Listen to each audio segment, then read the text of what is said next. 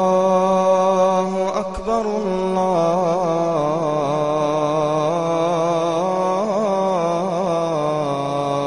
أكبر الله أكبر.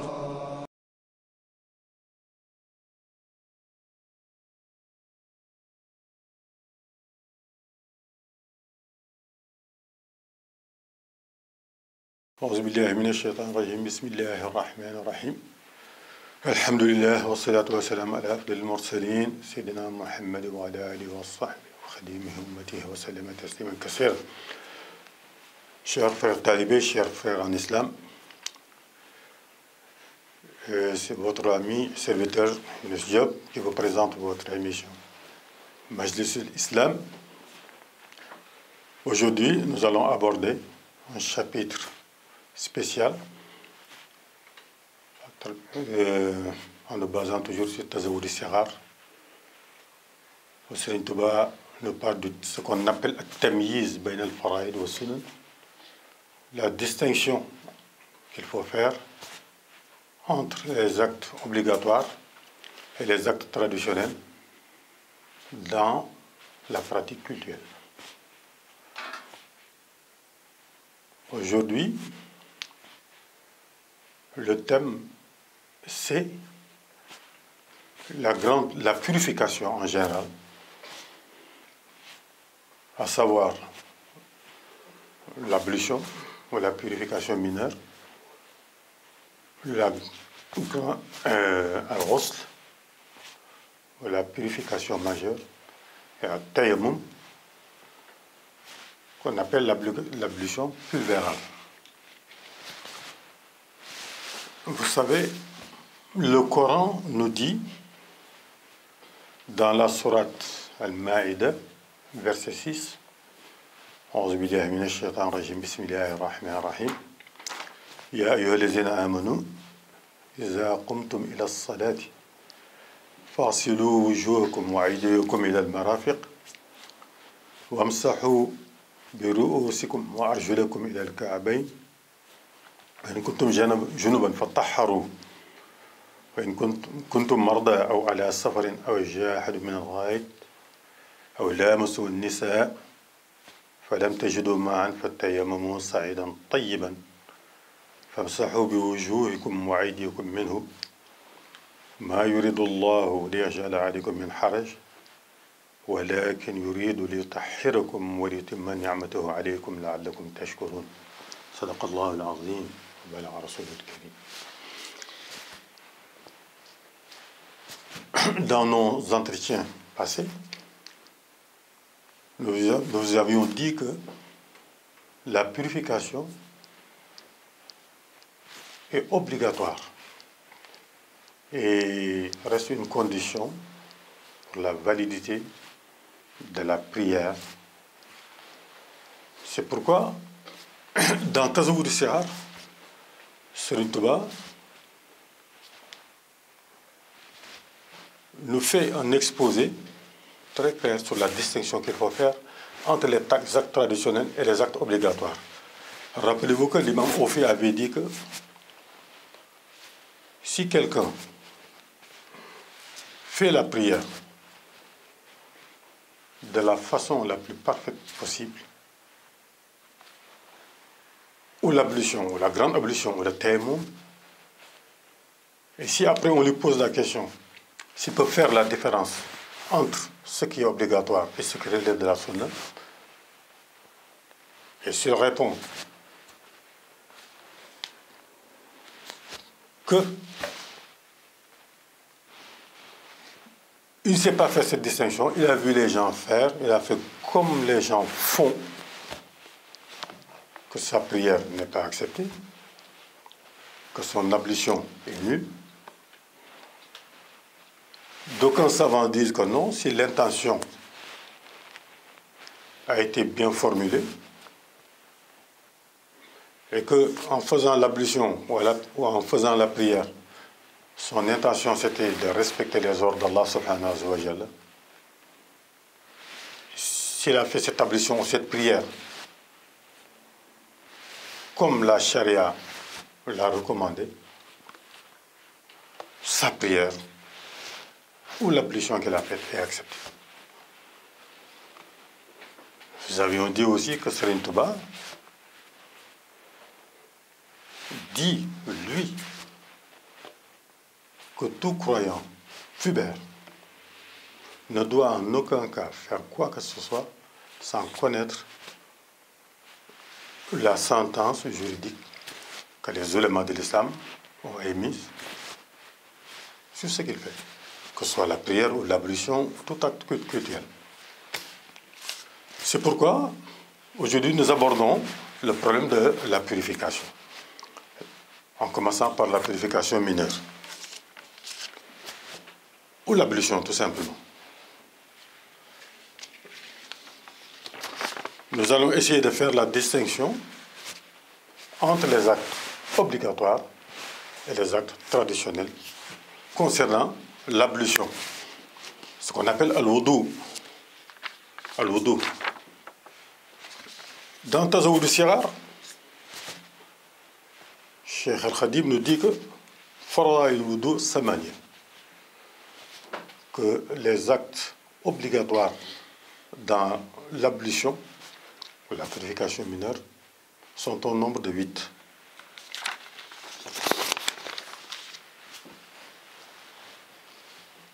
Le premier d'entre eux, c'est an-niyya, ou l'intention.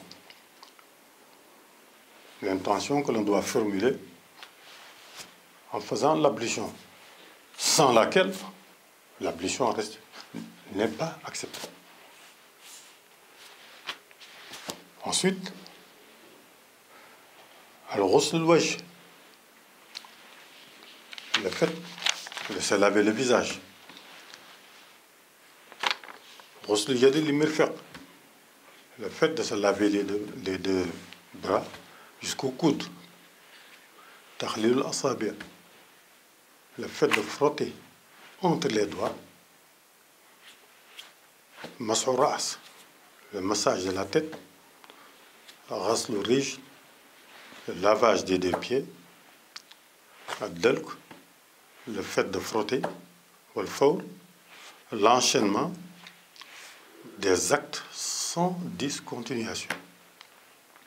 Ça veut dire qu'on n'a pas le droit de commencer l'ablution et d'arrêter à un moment pour aller faire autre chose et revenir continuer. Non, on doit enchaîner chronologiquement les actes. Donc ces 8 éléments constituent ce qu'on appelle les actes obligatoires dans l'ablution. Ça veut dire que si on en omet un ou deux, ben son ablution n'est pas parfaite. Ensuite, il y a ce qu'on appelle les actes traditionnels, c'est-à-dire qui relèvent de la sunna du prophète alayhi salatu wa salam, qui relève de la sunna du prophète alayhi salatu wa salam. Il le dit dans Tazawwud al-Sighar, sunanul wudu misl fara'id. C'est-à-dire que les actes traditionnels dans l'ablution sont au nombre de 8, comme les actes obligatoires. Lesquels? Ghasl al-yadayn, le fait de se laver les deux mains. Al-madmadat, le fait de se rincer la bouche. Al-istinshaq, le fait d'inspirer l'eau. Al-istinshar, le fait d'expirer l'eau par les narines. Mas'ul uznayni, le fait de se masser les deux oreilles, ma'a tajdid al-ma, en renouvelant le mouillage du pouce et de l'index avec de l'eau. C'est-à-dire qu'on n'a pas le droit, après avoir mouillé ses deux mains, de se masser la tête et de procéder au massage des deux oreilles sans renouveler l'eau. Il faut ce renouvellement d'eau, ce qu'on appelle tajdidul ma, le fait de renouveler l'eau, pour mouiller l'index et le pouce, afin de pouvoir masser les deux oreilles. Ensuite, waradul mas'u al-ra's. Une fois que dans les actes obligatoires, il était dit que on doit se masser la tête en mouillant les deux mains, en commençant par le front jusqu'à la nuque. Mais il faut revenir de la nuque au front. Le fait de revenir de la nuque au front, ça fait partie de ce qu'on appelle les actes traditionnels. Ce n'est pas un acte obligatoire, mais c'est un acte traditionnel qui relève de la sunna du prophète alayhi salatu wa salam. Ensuite, ar-rutba, le fait de suivre l'ordre chronologique des choses, en commençant par le commencement et finissant là où on doit finir, sans inverser l'ordre des choses. Voilà donc comment dirais-je, une distinction claire et nette entre les actes obligatoires et les actes traditionnels dans ce qu'on appelle al-wudu ou l'ablution. Ensuite, nous avons ce qu'on appelle al-ghusl ou la grande purification. La grande purification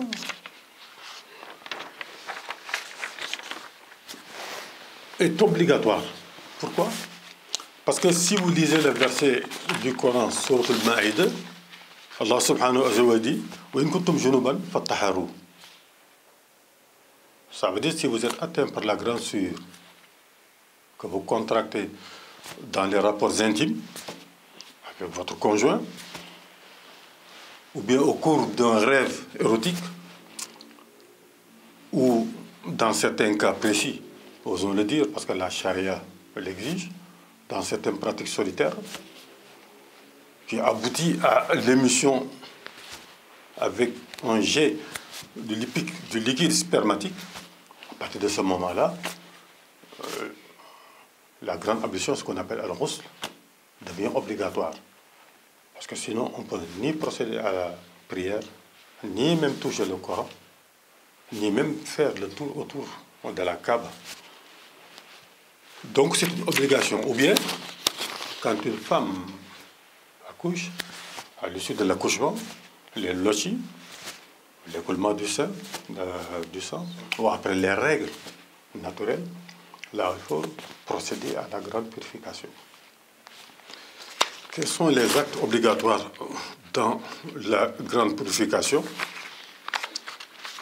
Si nous revenons sur le Tazawwud al-Sighar, Khadim Rassoul nous dit que Faraidul Ghusl khamsa. Les actes obligatoires dans la grande purification sont au nombre de 5. Le premier, c'est an-niyya, l'intention. L'intention que l'on formule de procéder à la grande purification pour se débarrasser de la grande souillure.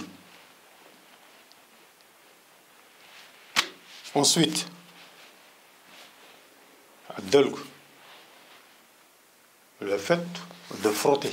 Il ne suffit pas de verser l'eau sur son corps, mais il faut, là où l'eau passe, que la main passe pour frotter.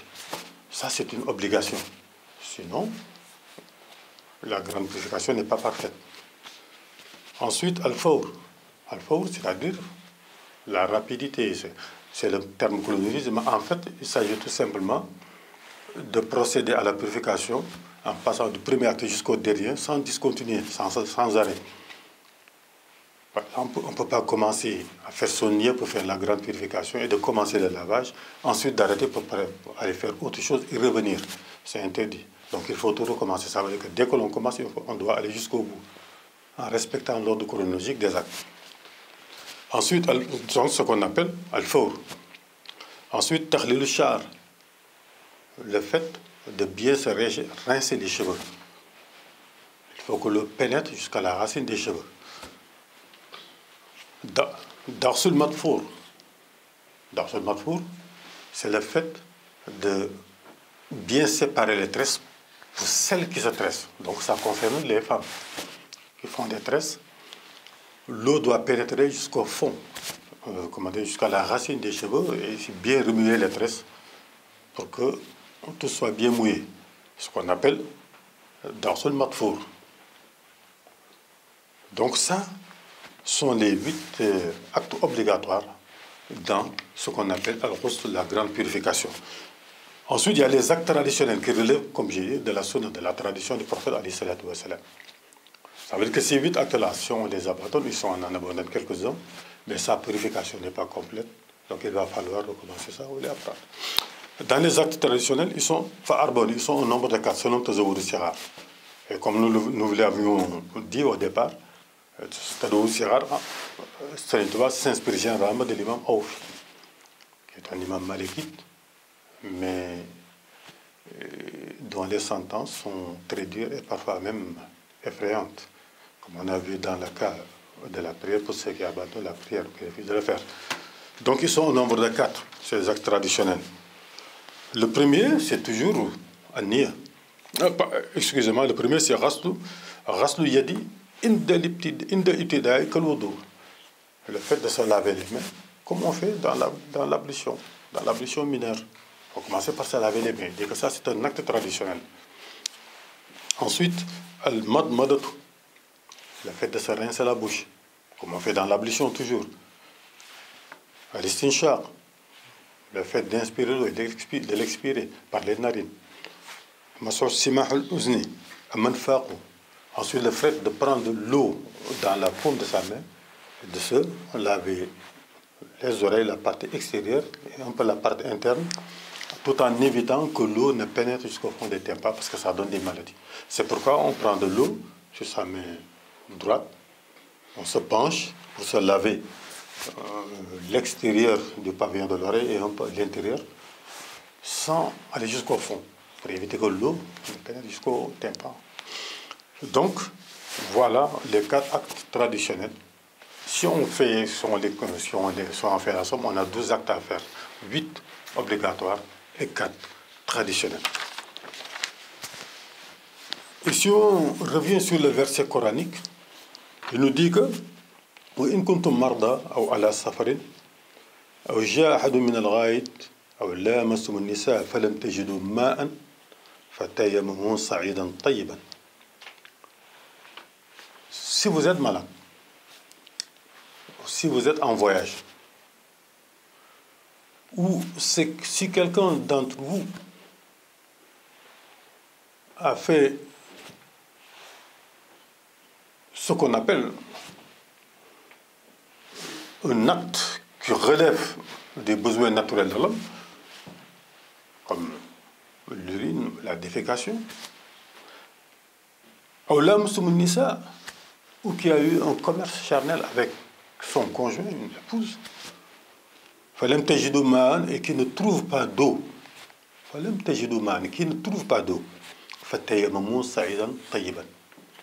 il doit procéder à ce qu'on appelle le tayammum. Le tayammum, c'est ce qu'on appelle l'ablution pulvérale. Cette ablution pulvérale se fait avec ce qu'on appelle sa'id tayyib. Ça veut dire de la terre pure, une roche naturelle pure. Et comment il faut faire? Le Coran nous dit famsahu bi wujuhikum wa aydikum minhu. Frottez-vous le visage et les mains et les avant-bras avec cette terre naturelle, avec cette roche naturelle. Donc c'est là le fondement coranique du tayammum.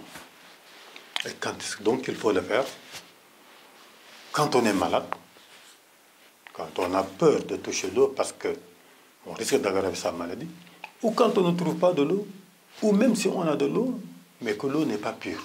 Et quand est-ce que l'eau n'est pas pure? C'est quand il y a des éléments extérieurs qui sont ajoutés à l'eau, à savoir le parfum en grande quantité, ou bien le savon, ou l'huile, ou d'autres éléments qui ne font pas partie naturellement de l'eau. Donc quand on n'a pas de l'eau pure, quand on est malade, ou quand on est en voyage et qu'on ne trouve pas de l'eau, alors là, il faut procéder à ce qu'on appelle le tayammum ou l'ablution pulvérale. Le tayammum, comme le ghusl, la grande purification ou le lavage, ou al-wudu, l'ablution mineure, est lié à des conditions. Ce sont ces conditions-là. Et Tazawwud Sighar fait la distinction entre les actes obligatoires dans le tayammum et les actes traditionnels. Quels sont les actes obligatoires dans le tayammum? C'est ce qu'on va essayer de voir. Il dit fara'id tayammum samaniya. Il dit que les actes obligatoires dans la purification par la terre ou par la roche naturelle sont au nombre de 8. Samaniya, ça veut dire 8. Le premier d'entre eux, c'est toujours l'intention. L'intention bien formulée, sans laquelle aucun acte cultuel n'est valide, n'est accepté. Donc l'intention, et en deuxième lieu, sa'idun tayyibun, comme sa'idun tahirun. Sa'idun tahirun, ça veut dire de la terre pure, ou bien une roche pure, naturelle.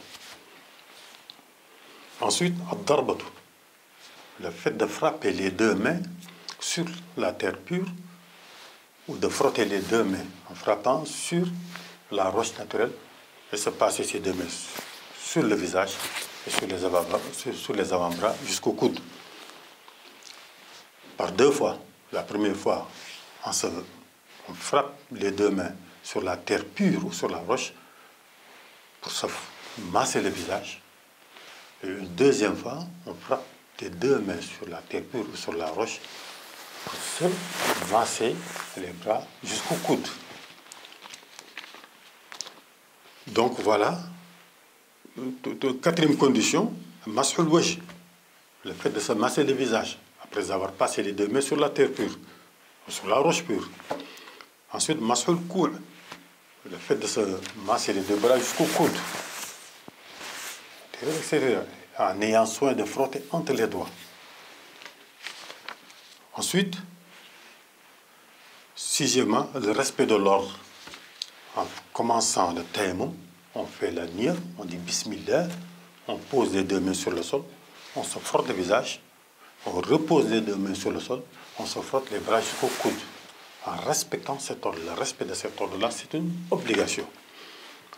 Ensuite, faire le tayammum juste au moment de la prière, de dukhul waqt salat. Ça veut dire au moment où l'heure de la prière est propice. Qu'est-ce que ça veut dire? Ça veut dire qu'on ne peut pas faire le tayammum avant le moment de la prière, comme dans le cas de l'ablution. L'ablution, on peut faire l'ablution à 13h et faire la prière de jour à 14h ou 15 ou 14h30. L'essentiel, entre le moment où l'on a fait l'ablution et le moment de la prière, que votre ablution ne soit pas viciée du fait d'un besoin naturel, la défécation, ou l'urine, ou le fait d'entrer dans un sommeil lourd, ou de perdre la conscience, la syncope. À partir de ce moment, il faut refaire l'ablution. Mais si de tels cas ne se posent pas, l'ablution est toujours valable jusqu'au moment de la prière. On peut faire même la prière de Zohr et de Asr tant que les conditions de validité demeurent.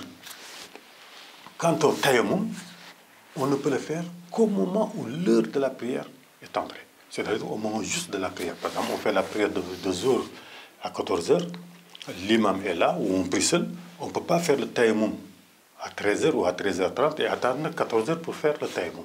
On le fait juste au moment de la prière, quand l'heure de la prière est arrivée. Si on prie derrière un imam, on attend qu'on fait le liqam. Une fois que l'imam a commencé à faire son takbir, on fait le tayammum, on se lève, on fait la prière avec l'imam. Et quand on a fait le tayammum pour faire la prière obligatoire du Zohr, ou de Asr, ou de Fajr, ou de Maghrib, ou de Isha, après cette prière, on peut faire des nawafil avec.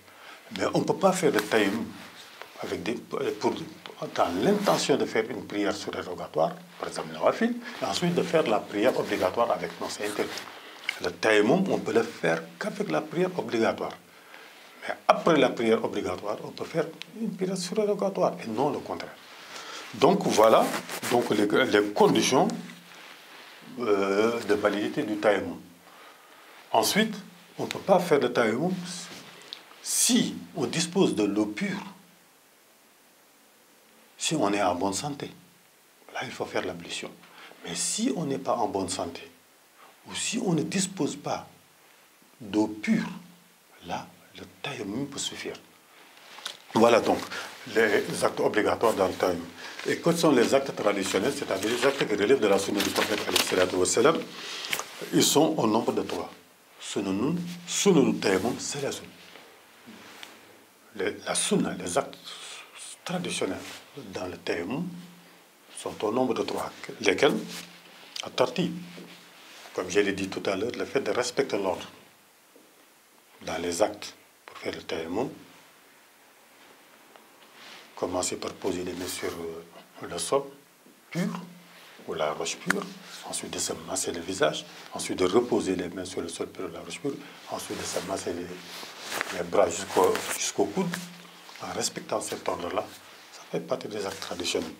Ensuite, tajdidu darba. Ensuite, le fait de renouveler la pose en frappant la terre, la pose des deux mains sur le sol pur ou sur la roche pure, pour se frotter le visage dans un premier temps, et dans un deuxième temps, pour se frotter les bras ou les avant-bras, la main et l'avant-bras jusqu'au coude, ça fait partie des actes traditionnels.